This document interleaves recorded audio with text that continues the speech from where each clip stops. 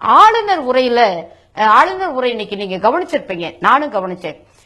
அதுல என்ன ஆளுநர் பேசும்போது சொன்னார்னா, ஜல்லிக்கட்டு மீதான தடையை நீக்க கோரி வரலாறு காணாத வகையில் லட்சக்கணக்கான இளைஞர்களும் அவர்களோடு இணைந்து மக்களும் தன்னெழுச்சியாக அமைதியான முறையில் முழு கட்டுப்பாட்டோடு தங்களினுடைய உணர்வுகளை வெளிப்படுத்தினார்கள். உலக அளவில் பார்த்து வியந்தார்கள்.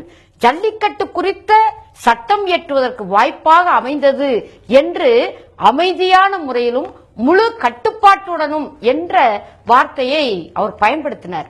அது ஒரு எழுத்துப்பூர்வமான அறிக்கையாகவும் இருக்கு. நீங்க தயவு செய்து வாட்சி பாருங்க.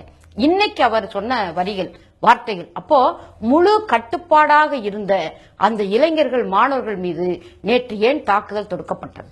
ஆளுநர் உரையில நீங்க எழுதி வச்சது, நீங்க பேசினது, இன்னைக்குதான் பேசினார். அப்ப நேற்று வரைக்கும் அமைதியோடு முழு கட்டுப்பாடோடு இருந்த அந்த இளைஞர்கள் மாணவர்கள் மீது கடுமையான தாக்குதல் என்பது நிகழ்த்தப்பட்டது. சென்னை இன்றைக்கும் அந்த காவல்துறை ஆணையாளர் அவர்கள் சொல்லுகிறார், விசமிகள் ஊடுருவிட்டாங்க.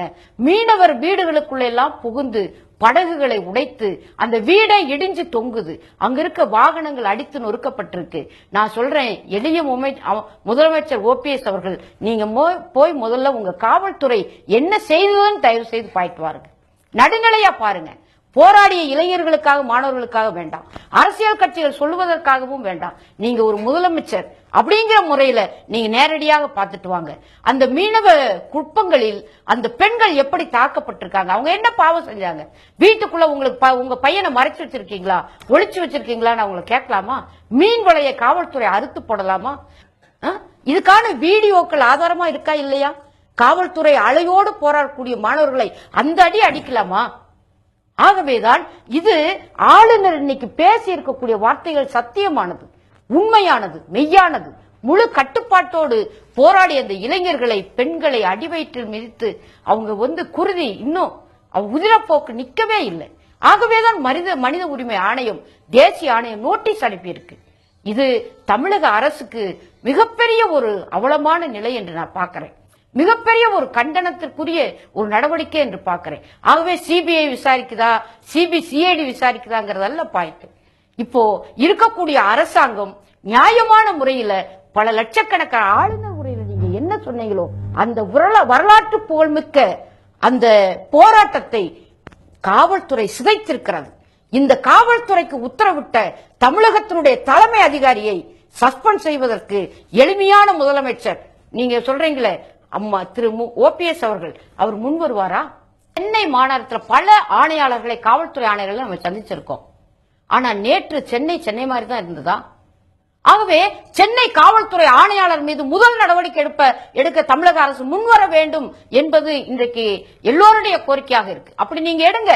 அப்ப முதலமைச்சர், எளிமையான முதலமைச்சர், ஆளுநர் உரையில் வரலாற்றை புகழை உயர்த்திய அந்த இளைஞர்கள் மாணவர் போராட்டத்தை சீர்குலைத்த, சிதைத்த காவல்துறை மீது இந்த அரசாங்கம் நடவடிக்கை எடுத்தது என்பது வரலாற்றில் இடம் வரட்டும்.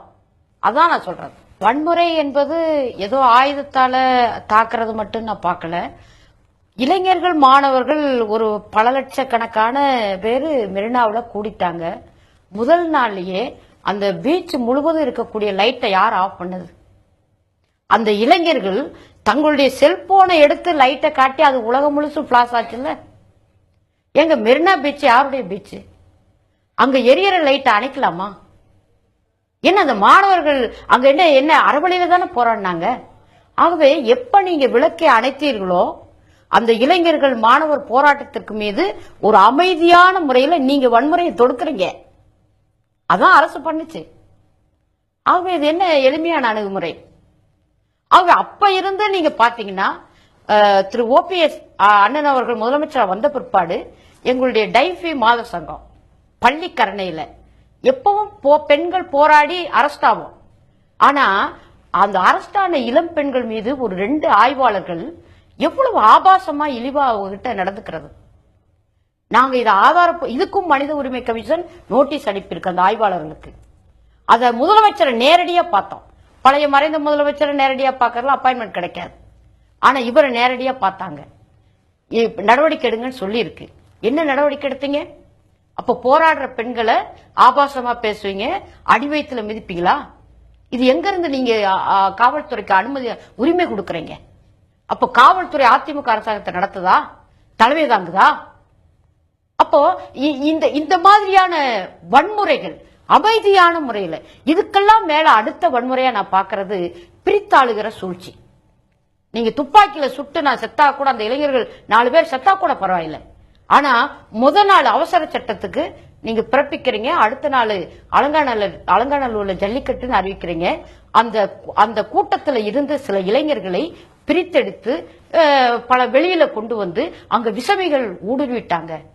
பிரதமருக்கு எதிராக பயங்கரவாதி உள்ள வந்துட்டாரு. தனி தமிழ்நாடு கேட்கிறாரு, தனி இந்தியா கேட்கிறாங்க, தனி உலகம் கேட்கிறாங்கன்னு பல இளைஞர்கள் அதுல இருக்காங்க. ஒரு கோரிக்கை, முக்கியமான கோரிக்கை 3 தான். ஆனா வந்த இளைஞர்கள் அதிமுக இளைஞருக்காக, திமுக இளைஞருக்காக, கம்யூனிஸ்ட் கட்சி இளைஞருக்காக, டைபி இருக்கு, எஸ்எஃப்ஐ இருக்கு, தனி தமிழ் தேசிய பல இளைஞர்கள். அதுதான் இந்த போராட்டத்தினுடைய சிறப்பு. அதனாலதான் ஆளுநர் மிகச்சரியா சொல்றார், வரலாற்று சிறப்பு மிக்க போராட்டம்.